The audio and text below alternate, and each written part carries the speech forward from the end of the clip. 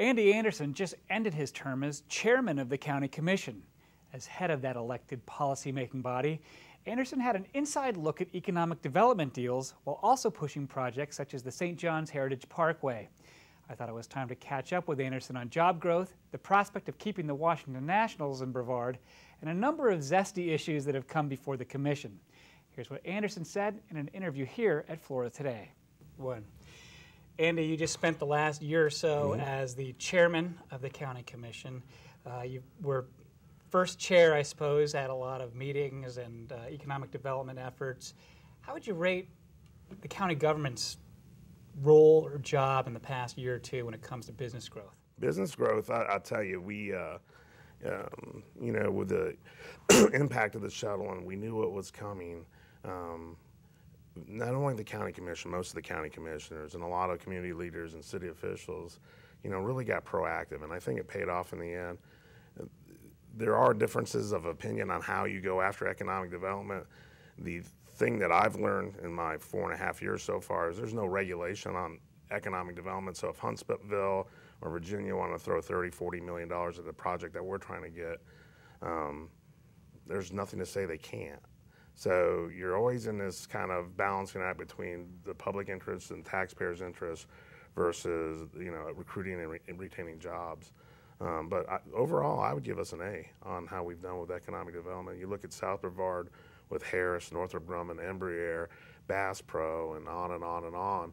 It's worked out, and we took those proactive steps in advance in a probably pretty dark time of this county, and it wasn't just the commission. Like I said, there was a lot of other leaders in the community, and it's turned out phenomenal, I think. What about the north part of the county? You're from Palm Bay. Yeah.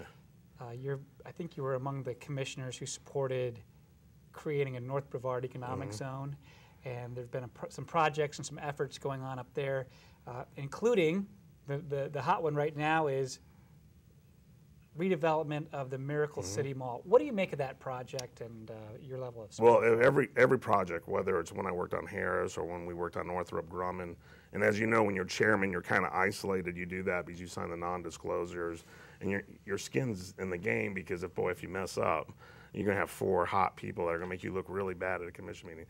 But with all of them, you got to look at the return on investment. So, for instance, the North Brevard Economic Development Zone is going to basically pay the city of Titusville back for the $6.5 million that it's going to be used for public infrastructure as part of this project for the most part.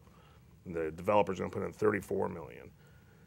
When I look at it, how much do we get back? So in the lifespan of the project, however long a mall lasts, somewhere between $75 and $150 million will be generated in tax revenue. So we give up 6.5.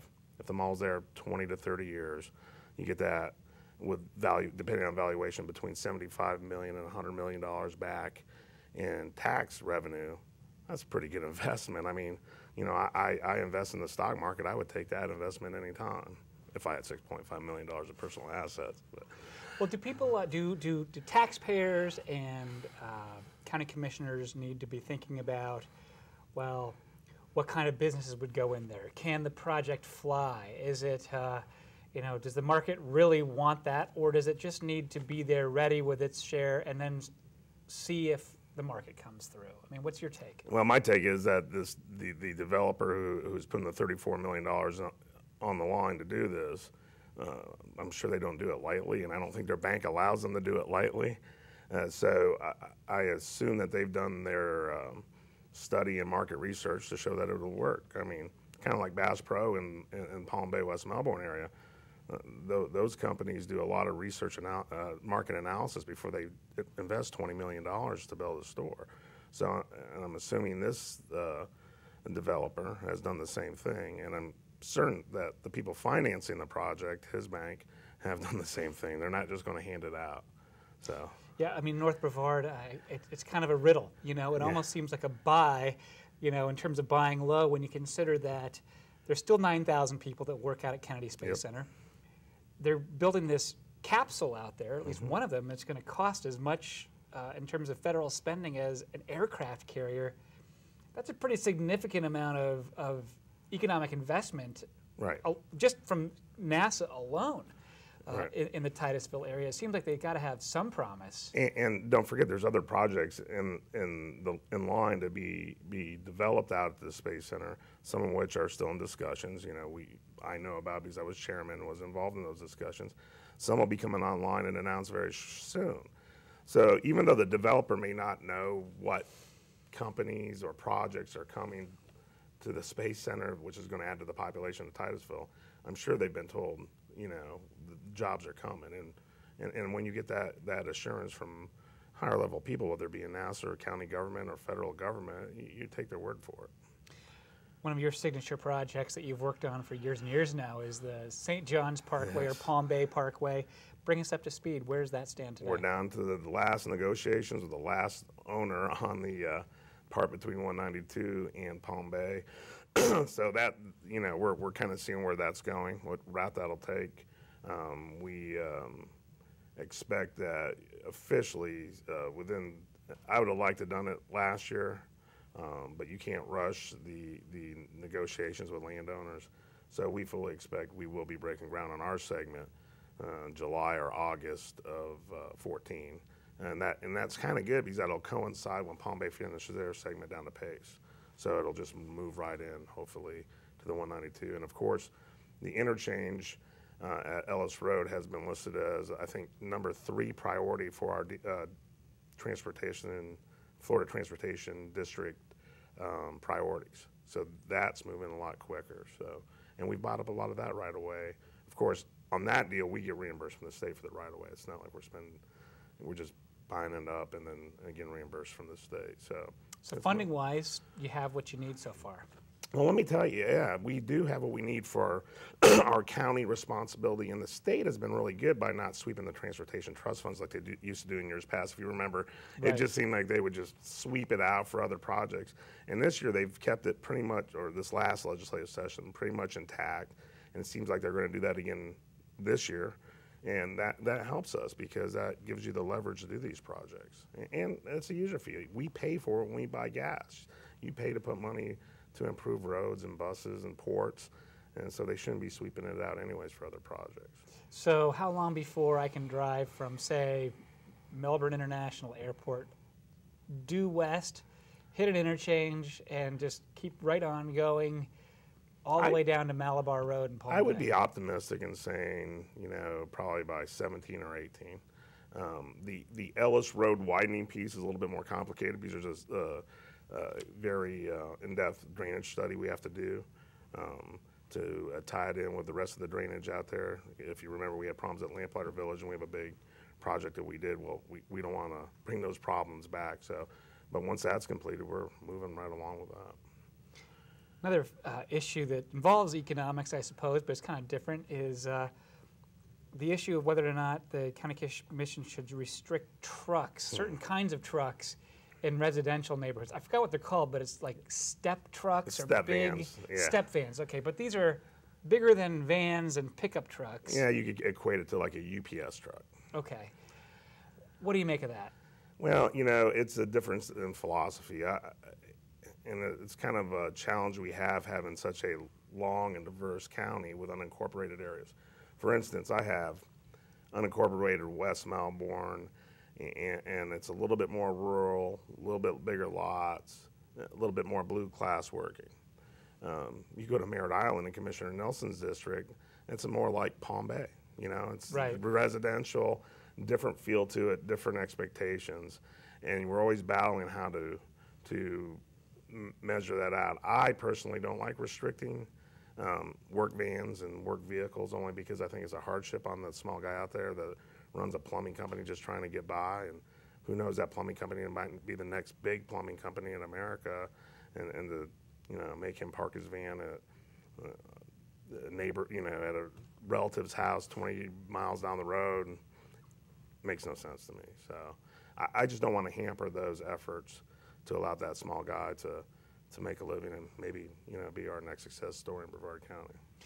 It seems I've heard this portrayed in the radio and elsewhere as you know, being against working people or county commissioners versus working people, but it seems more like you hinted at earlier. It's more like a Merritt Island compared to Port St. John and West Melbourne kind of an issue where you have neighborhoods that would be elsewhere, perhaps in neighborhood associations, or homeowners associations where they would restrict something like that, but they're not because they're older. Right. Yet they're subject to the same like unincorporated county rules, which are a little more wide open. Right. Than well, they're supposed to be, and I've always kind of fought back against making more restrictive ordinances in the unincorporated areas, because traditionally unincorporated areas throughout the nation are supposed to be a little bit less restrictive. And if you choose more restrictive, you go into a municipality, or even more so, a homeowners association. So, but it's back to, like you said, it's, if I live in Scottsmore, my expectations of quality of life and what I want to do on my property are much different than a guy that lives on a canal lot in Rhode Island. Right. So you're always at this it's kind of a fight between those two things. And I get it for the truck owners, though. I mean, the trucks that are that big that I know of are like the Snap-on Tools, correct, franchises, food trucks. That's right. That is their livelihood. That is their place of business and everything else. They've got a lot riding on that.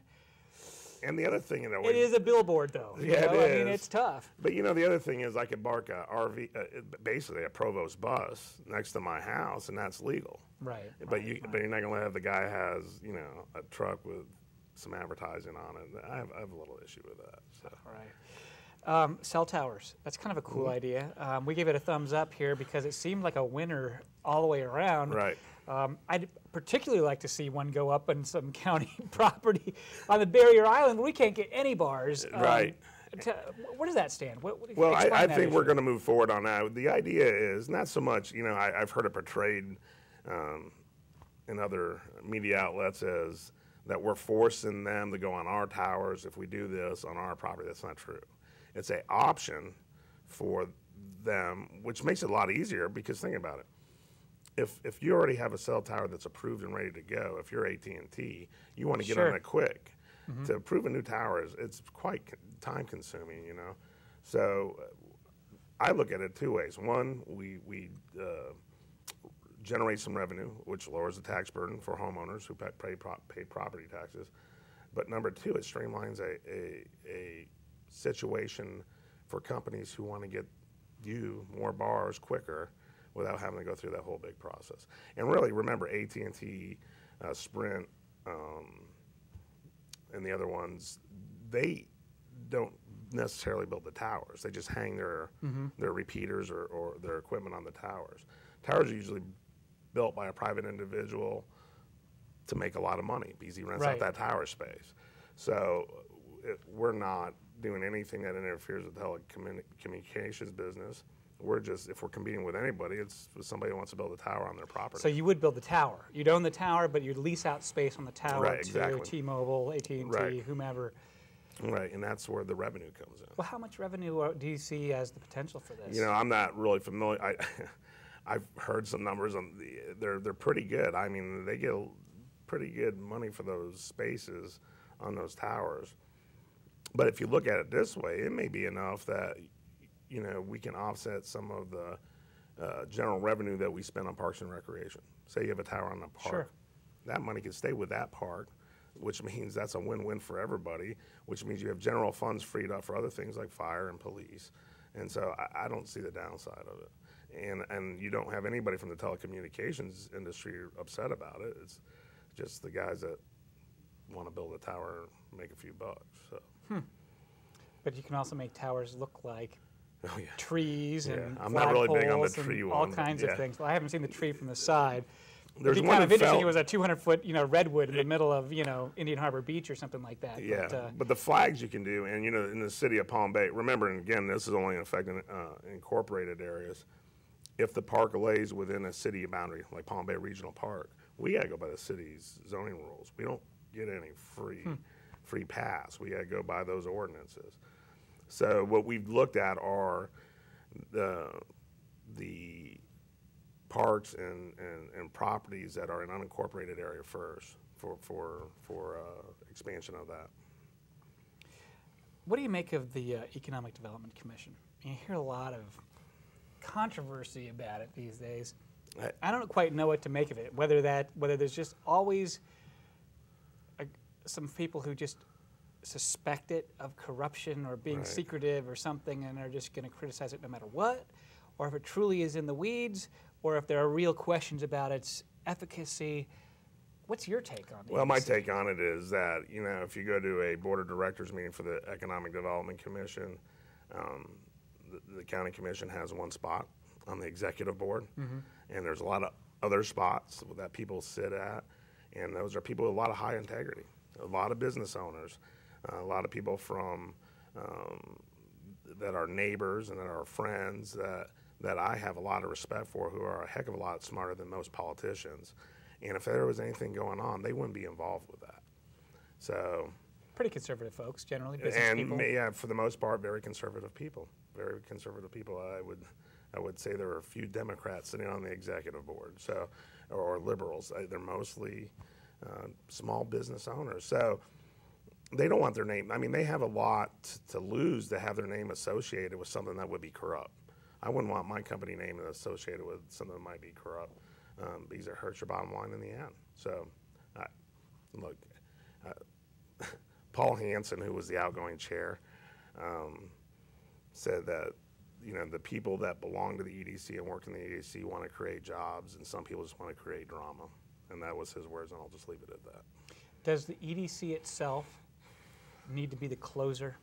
Does it have to be able to say, boom, we made that deal and we created that many jobs here? Or do they need, does it suffice to you that they facilitate, that they be a clearinghouse for information for people that want to come in, maybe apply, see what kind of incentives might be available locally? What's your take? That facilitating part is the most important piece, because remember, the EDC works with Enterprise Florida, and some of those projects, such as Northrop Grumman, are very complex, and there's a lot of moving pieces to it, and they have done a phenomenal job working with the governor's office. The governor has the utmost respect for our Economic Development Commission himself. But to work with Enterprise Florida and work with Space Florida and all those, that's a, you know, high level thing that I wouldn't trust a lot of politicians to do. So It's a lot of moving parts. Yeah, there's a lot of moving parts. I think the business community is the best place to do it, and the EDC is made up of the business community. And you know, we had a successful year. I mean, it about wore me out and killed me, everything I had to go to and all the meetings I had. And look, at the end of the day, people need to realize when a corporation's making a decision where to move or expand, it's not some guy sitting in an office, in a corner office somewhere. It's their board of directors, and most of these companies are publicly traded companies. And those board of directors care less about Palm Bay, Melbourne, Titusville. They care about the bottom line for the investors. So I think I heard somebody say that, oh, they're going to come here anyways because it's Melbourne, Florida. That's not how it works. Or that just shows a really big lack of knowledge on the part of people who don't understand publicly traded companies. The board of directors make the decision. I'll tell you, being involved with the Harris situation, and even though I wasn't chair when that went through, you know, I had a lot of friends from my time on Palm Bay that were in the executive management, and that was almost a non-starter for us. We almost lost that. And it was because the board of directors at a faraway land somewhere did the math, said, this don't make sense to us. That's a prettier place, but we make more money In here Virginia versus there. We were fighting Virginia at the time. We make a better deal at Virginia. So thank goodness the state stepped up with the help of the Economic Development Commission, and to his credit at that time was Commissioner Fisher as chairman, and we pulled it back and we got it. So. What do you make of the Washington Nationals and where things stand there? I know you were kind of the point person for a while there, touring the facilities, talking to those folks, seeing what it would need. Are they going to leave? Are they going to stay? What is it going to take? You know, thank goodness I've handed it off to another commissioner to handle for a while. It was an eye-opener because it's something that you don't typically deal with professional sports organizations. But I think, you know, when I went into it, I wanted them to just fulfill their lease through 2017. It looks like that's what we're going to get. Beyond that, there's still a lot of unknowns. So we'll see. The issue that I've always had is that if we lose a professional team, you know, it's about $750,000 a year to maintain that stadium. So how do you fill that gap? That money, by the way, doesn't come from general fund. It comes from the tourist development tax. And one of the areas we're still struggling a little bit with is our tourism here in Brevard County. And so those funds aren't increasing dramatically like we may see on property values in the near future. So, you know, we got to do something. We got to figure it out. What is it that they want, do you think? Is it a bigger, fancier facility? Is it money to do things to the facility that they want? Right. Is it control there? I heard somebody describe that, unlike in some other places, if the Nationals want to get something fixed or built or whatever, they need to go through sort of a indirect sort of government contracting process and wait to see if somebody says yes. Right. Is that part of it? What do you Well, think? you know, I really think, and it's not just the Washington Nationals, so I'm not picking on them. It's any team that has this spring training thing, and spring training has become a big destination type thing. So you'll see, like Arizona was probably the first one out there doing these 3-team parks and everything. And I think that's what they all want. They want this destination experience where you show up, you know, down in, I think it's Fort Myers has I think it looks like Wrigley Field. Somebody told me it's an identical copy or some famous field. And so that's what they want for their fans, to come down and have that experience. They want it to be like Vegas.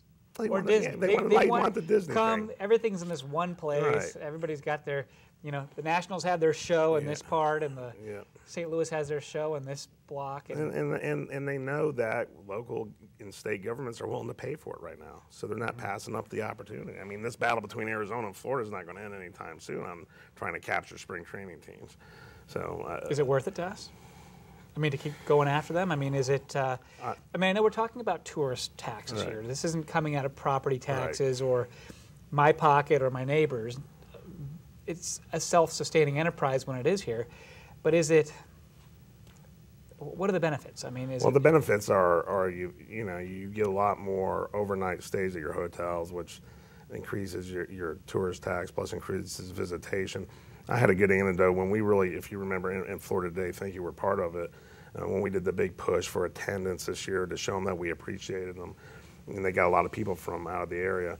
I had a little bed and breakfast down in my area, said she'd never been at full capacity, and she was full during spring training. wow. So does that have a huge economic impact on our community as a whole, that one bed and breakfast? No, but it has an impact on that business person. So, you know, I've heard different figures about the economic impact of spring training, you know. What about just the fact that it's there? I mean, companies are looking at moving to Brevard or starting in Brevard. Well, that was one of my... They're looking at, you know, what does this place have? You know, art, zoo, and that was one of my beach. selling points that I thought we were kind of getting through on. You know, most of our companies are big, major companies and government programs, NASA, but you look at NASA, Northrop, Harris, these are Washington, D.C. based companies. So to have the Washington Nationals here was a plus because a lot of those people are, you know, travel to commute back and forth. And it all kind of just fit in together. But plus, I think the Nationals have that kind of potential to be like the Cowboys or, you know, one of those teams that kind of can be a national brand a little bit, you know, absolutely. You know, beyond just the D.C. metro And they put area. a lot of investment just from the, you know, just from the player standpoint. They have, you know, built up something from nothing, you know. But, you know, and I guess it goes back to what you said, me and my fellow commissioners and people in the tourism industry are going to have to figure out how far do you go? How much do you spend and when does it become a negative return? And that's where we got, you know, we got to look at, you know, at some point it's not worth it. We'll find out what that number is, maybe. Tell me what it's like to be the chairman of the county commission. You recently turned over the gavel to Mary Boleyn, so you're back to being a regular vote on the panel, but it's been... I just want to meet the person that, when they developed the Brevard County Charter, put the thing in there where you can't be chairman 2 years in a row because I want to buy them dinner. It's busy. It was busy, and it wasn't busy in a bad sense. It was just things were starting to pop from an economic development standpoint. So it just seemed like I was constantly, and you know, and if you know, going back to the EDC and Enterprise Florida, everything's named Project something. Remember, it used to be Project Jaguar. Right. And it was hard to keep track of what was what. And, you know, I had to start writing down cheat sheets for myself because I have non-disclosure agreements, so I can't let anybody know what these projects. But at one point, I think probably 6 months into chairman, I think I had 6 of them going on, different projects. Not all of them panned out, but a few of them Northrop and did. But it was just busy. And then you feel, and I guess I take it to heart, personally responsible if something failed that shouldn't have failed because you said something or did something wrong in one of those meetings. Fortunately, that didn't happen, but you know, it's a lot of stress to have, especially when you're trying to bring jobs back to Brevard. So, but it was fun. It was all right. I don't want to do it any time soon, but. Our editorial cartoonist Jeff Parker drew one of you trying to study the Marquis of Queensberry rules to bring some sense of civility and order to the commission. How would you rate your efforts on that front? Not as well as I would have liked to. It's very difficult. I mean, you have very strong-willed people up there that have very deep-seated beliefs about how things should be ran, and it gets personal at times. And so, you know, I contained it as much as I could when I could, and we took a lot of 5-minute breaks. It's funny you mentioned his timeout, right? Yeah, that cartoon. And I probably broke a copyright rule. Is on my iPad as my home screen, so you can. Oh, that's okay. We thought it was fun. Yeah, so that's up there. But yeah, that's how I felt. I mean, that cartoon pretty much nailed it on the head. You just felt like sometimes you weren't getting through, and but overall, I would say 80% of the time it was fine. The relationships are better up there. It's just people have beliefs, and they're a passion about what they believe. I guess the system works better that way. So, Annie Anderson, thank you so much for joining us here today. All right. Well, that's our program. My thanks to County Commissioner Annie Anderson for filling us in. Remember, you can comment on anything you saw today by sending us an email to letters@floridatoday.com.